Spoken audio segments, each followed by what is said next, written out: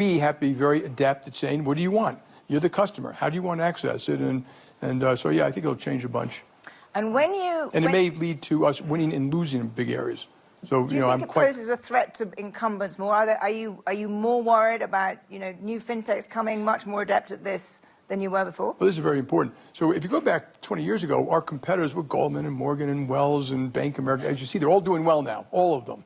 But now we have Stripe and PayPal and fintechs and Chime and Dave and Sophie and Revolut. And these are great companies, and they're coming at you, some to pick a sliver of the business, some to take your whole business. So, yeah, I think you have to look at all of that. And if you put your head in the sand, you will lose. I think that was true 30 years ago, but I think it's probably more true today. And the brain power and money that's going into this thing is extraordinary. And so, if we don't do our job faster, quicker, yeah, we'll lose too. And when you take the experience you've had at JPMorgan, what does it make you think about the impact across the economy? Are you in the camp that, say, someone like Dario Amodei is, half of all entry-level white-collar jobs will be gone in 1 to 5 years? Do you think it is going to be a kind of cataclysmic impact on the labor market? Yeah, I don't know about that. So here, as a business person, my view is don't put your head in the sand. It is what it is. We're going to deploy it. Will it eliminate jobs? Yes. Will it change jobs? Yes. Will it add some jobs? Probably.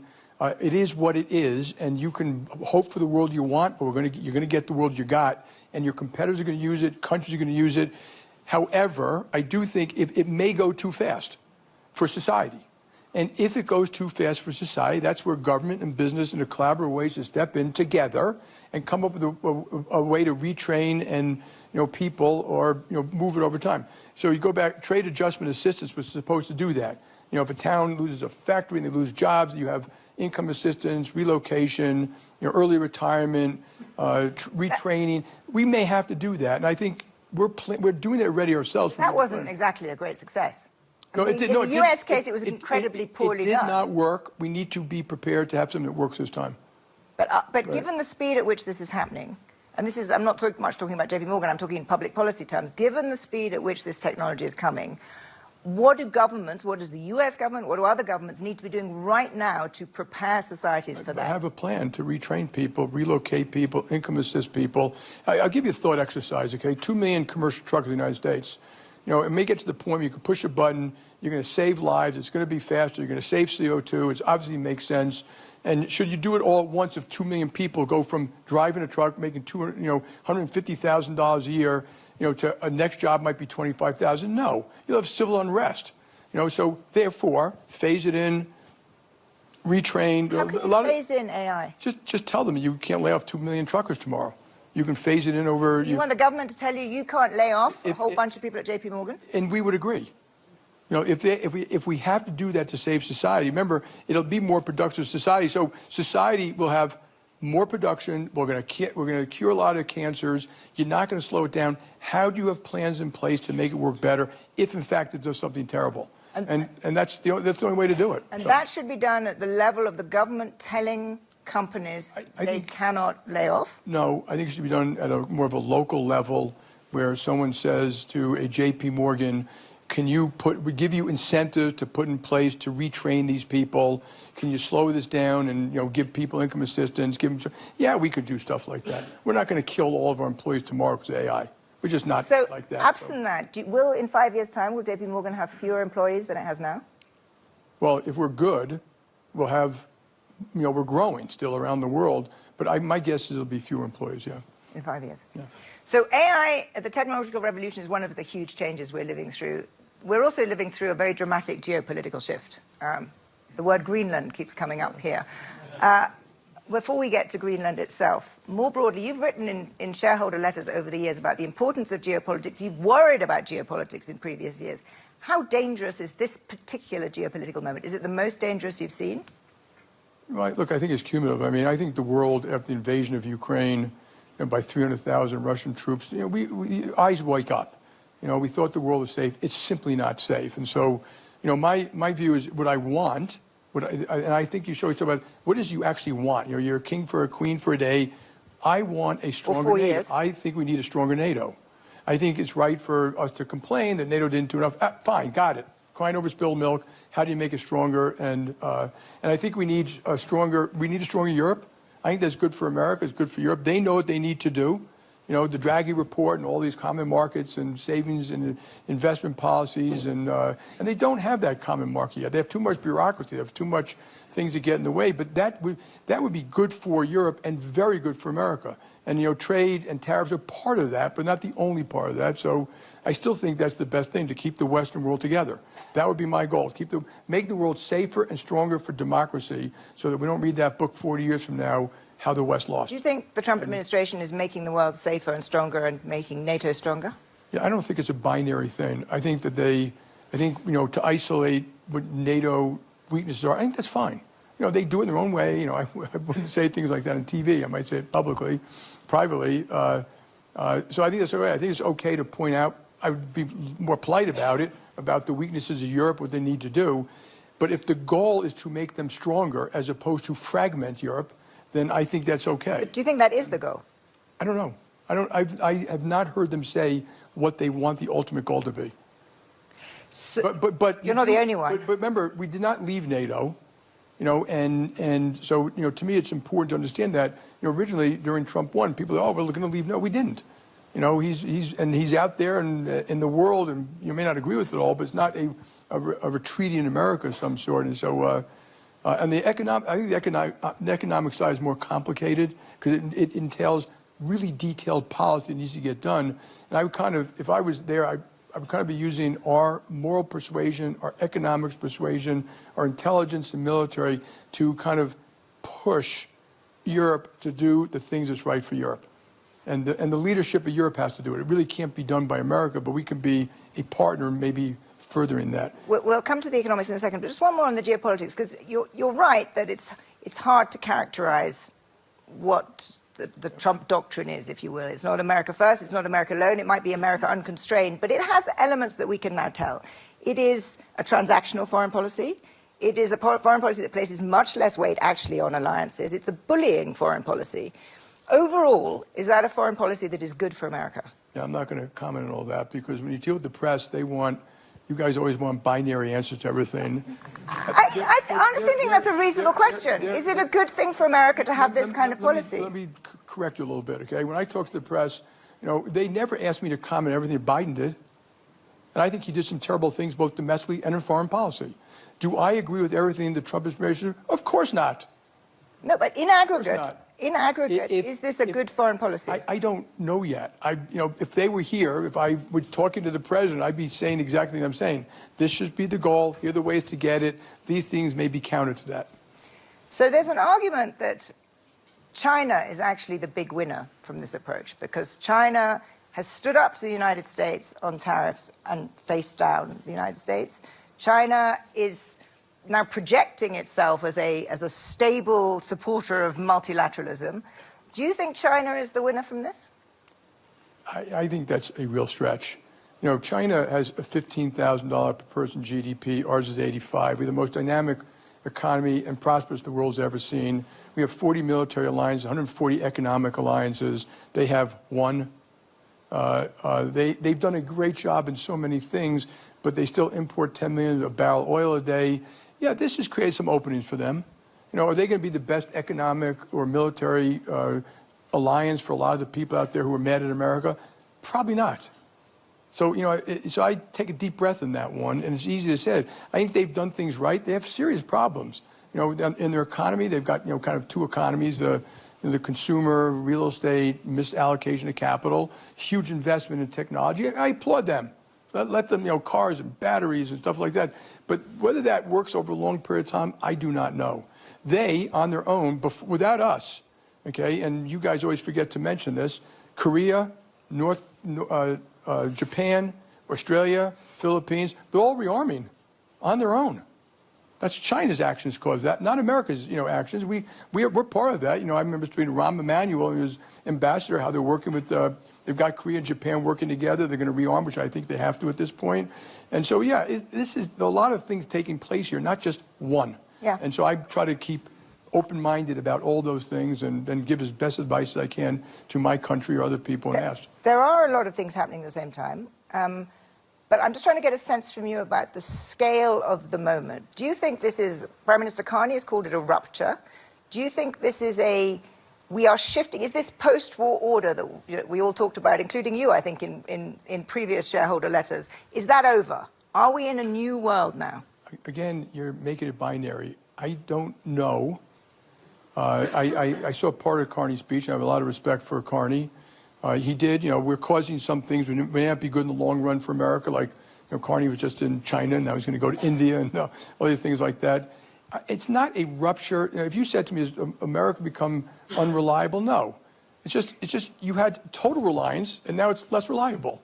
It's probably more than which is now. Now we're talking semantics. This is my profession, not yours. I mean, less reliable. At some point, you become unreliable. Well, we're still a military ally to all 40 countries. When I talk to our military, they're geared up to defend their allies around the world. Trump hasn't stopped all that. So I think it's time for people to take a little bit of a deep breath. That does not mean I like it all. Of course, all my Democratic friends send me notes. You got to say this, you got to say that, you got to say this. And my point is, well, no, they never go through any detail whatsoever. They just huff and puff and get angry. And that doesn't work. So, I know what I believe in. I'm going to write some more about it in my chairman's letter about policy I think that work or don't work. And that's what I'm going to do. So let's talk about economic policy, where there's also been a pretty big change. Two big areas. We've gone from a U.S. that underwrote multilateral trade rules to a U.S. that believes in tariffs. Now, the tariffs that have ended up being imposed are 10% probably on average, not quite as high as we feared on Liberation Day. Is that a good idea? Again, it's not binary. There are three. But you guys, you got to get your heads out of your own echo chamber. There are three parts to trade. Okay, and some require tariffs. Okay, one part is national security.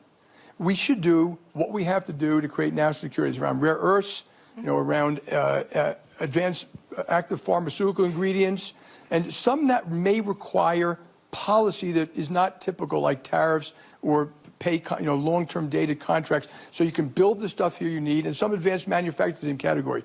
These companies cannot succeed if there aren't barriers, quotas, tariffs, or pay for play. Absolutely a sine qua non. I would do what I had to do to protect American national security. The second one is unfair trade. And I say unfair, important trade. I just don't think furniture or T-shirts are important trade. But, there is unfair trade. It's in some places blown out of proportion. But, if you are subsidizing China in this case, or anyone, subsidizing their cars, their batteries, their this, that, so anyone who tries to compete is going to get sunk because of subsidies. And the subsidies can come in various forms, then you should counter that. You can counter that with quotas. A lot of countries have quotas. You can counter that with tariffs, perfectly fine, as long as there's a reason for it. But I'm not a tariff guy in general. I don't think in general it's a great idea, but it is what it is. And so. But the president is a tariff guy in general. He is. He loves tariffs. He is. So this is an area where you would disagree. I would. Okay, good. Finally. Immigration. Another big change in immigration policy. We've essentially gone from a huge amount of unconstrained immigration, which clearly the president ran on countering and has done, but to a United States that is, much, much more skeptical of immigration, both, legal and illegal. Yeah. Is that good? So I'm still angry at the Biden administration for what they allowed to happen, okay? And I think it's severely damaged our country. And they say, there's nothing you can do about it. No, Trump comes in, boom, it's closed. God bless them. If countries have to control their borders, or they will cause huge problems. And you have that all over Europe, and it's even worse there because in America, most people coming to America want to be American. They come to work. They can't wait to become a citizen of the United States of America. That's not true for most of the European immigration. I was with President Trump when Trump won, and I said to him, when you get the borders controlled, fix the rest of it. DACA stay, he said, yeah. More merit-based, he said, absolutely. A path to citizenship for hardworking people, absolutely. Proper asylum. I would urge him to do that. I think he can because he controlled the borders and stuff like that. Do you see much evidence of that? Not yet. A little bit in the merit side. You see them talking about it in the merit side and places. And of course, I don't like what I'm seeing, with 5 grown men beating up little women. Okay, so I think we should calm down a little bit on the internal anger about immigration. And, for those people, I've heard Trump say, even this term, hey, we need these people. They work in our hospitals and our hotels and restaurants and agriculture, and they're good people because we all know them. They are good people, and they should be treated that way. That's not what you're seeing on the streets of you know what? cities. When I don't, yes, it's not always what you see, and I think rounding up criminals is one thing. I don't have a chart that shows, and this is why I'm a fanatic about detail. Show me who's been rounded up. Are they here illegally? Are they criminals? Did they do some law? Did they break American law? But I don't like what I'm seeing. But it's hard for me to tell whether that's just, what the liberal press plays or whether there's more truth to that. You're beginning to sound quite Trumpy in this. The liberal press plays. I'm not Trumpy. I'm a realist, and I like facts and detail and not binary shit that goes on all the time with. We can agree on that. I think The Economist is the absolute best, most analytical thing in the world, and you should continue that. So. Absolutely. Well, if we do. We are and we do. Let's talk about one other area, institutions. Attacks on institutions and undermining of independent institutions, the Fed being the obvious one. There has been, and I don't think I'm, being, as you would say, too binary on this, there have very clearly been pressure on the Fed. Notably, 10 days ago, the announcement by Chair Powell that he had received a subpoena for a criminal investigation. Yeah. Is that a good idea? Everyone I know, including President Trump, says we should have an independent Fed is critical. I've never seen anyone actually that's not. Now, they're not completely independent, just so you know. There's two parts to the Fed.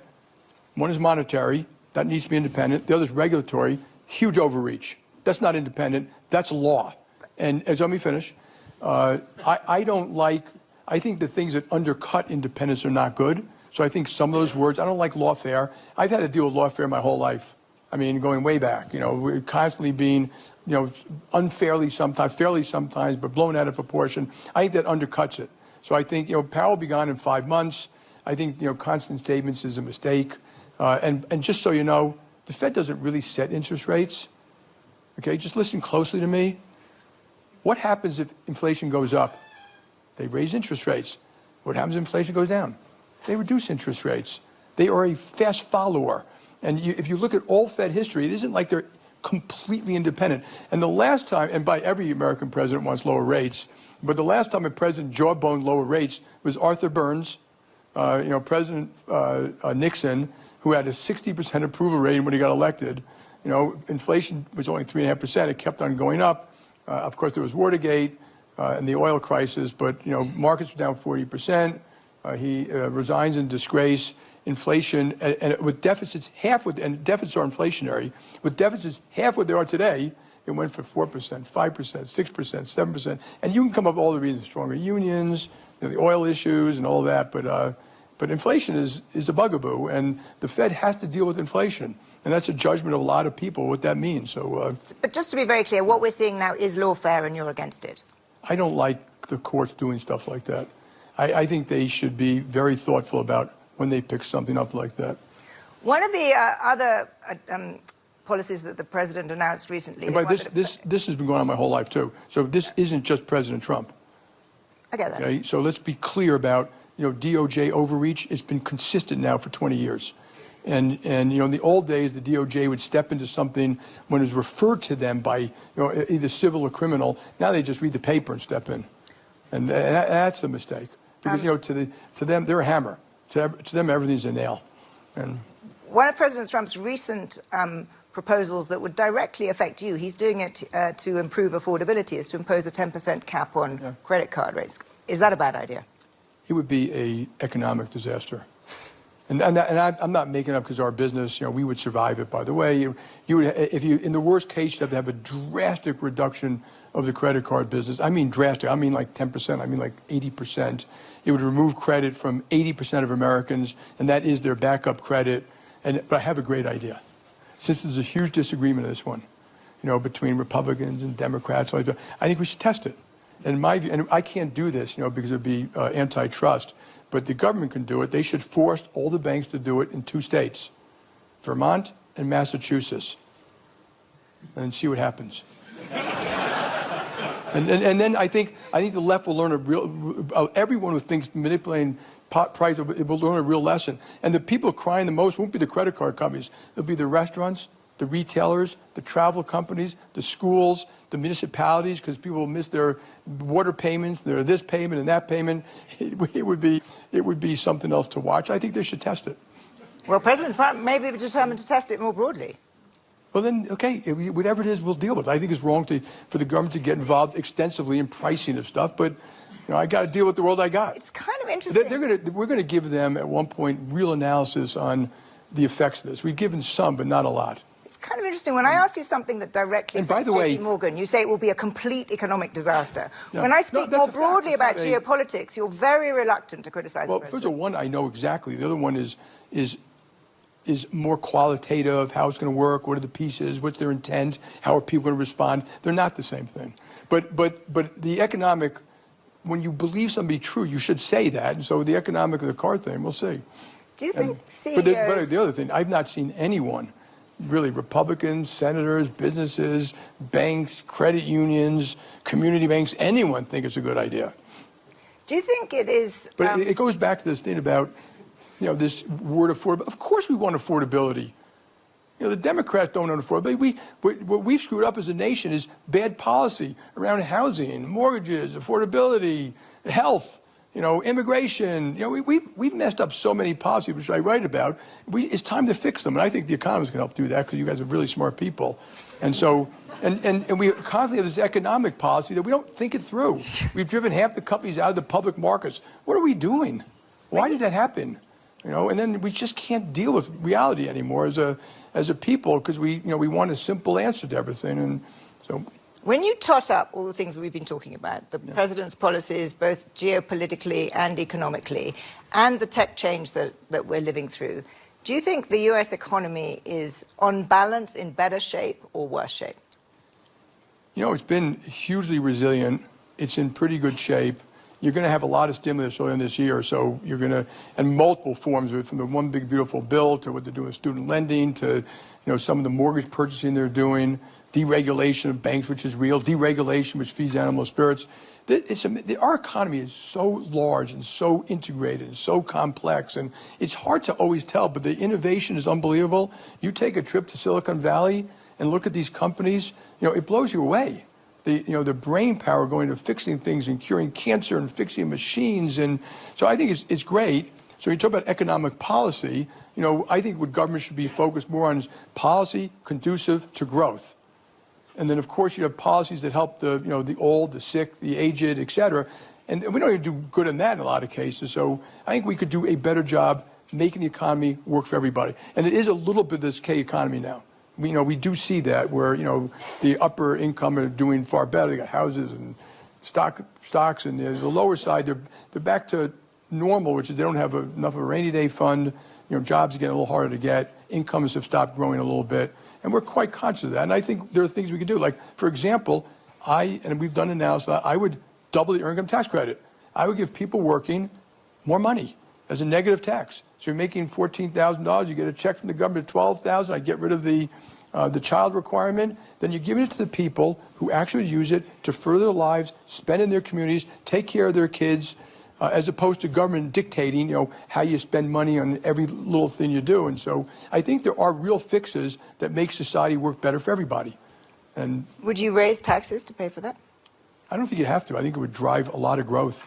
I think I did the numbers at one point. It'd be $60 billion of spending. I think it would probably create more than that of growth and taxes. And if you have to raise taxes a little bit, that's fine. But again, I don't want to have the binary argument. I don't know anyone, okay, and you guys in the room, you might be Democrats, Republicans, who thinks the spending that sending another $1 trillion to Washington, D.C. will actually improve anything. So when you say raise taxes, if you said raise taxes and directly give it to the people who need it, I'd do it. So but that doesn't know what happens. We are running out of time. It goes to all these interest groups, and they give it to their friends and all that, and which is why the people are considered a swamp. It's kind of a swamp. There's 17,000 lobbying groups, but bank companies are guilty too. They're just fighting for their one self-interest as opposed to what's good for my country. But that's what happens in Congress. And you see how these bills get spent. Like the CHIPS Act was a good idea until. It had to be unions, place-based, child care, diapers. What the hell are we doing? And we do it over and over, and then it fails, and then we spend more money because the problem is we didn't spend enough money. So you're a man with many strong opinions. We've Yes. heard that in the last few minutes. Man, not afraid to tell us about those opinions. But I was struck when we were talking about President Trump. You were very, very careful. And you are one of the more outspoken. Just let me finish. Well, you are one of the more outspoken business leaders. I am struck, I'm genuinely struck by the unwillingness of CEOs in America to say anything critical. There is a climate of fear in your country. Would you agree with that? And what should be done about it? This is the Davos intellectual elite. You know, I've been coming to Davos all these years and listening to chatter and stuff like that. He didn't do a particularly good job making the world a better place. I think it's great we get together and talk. But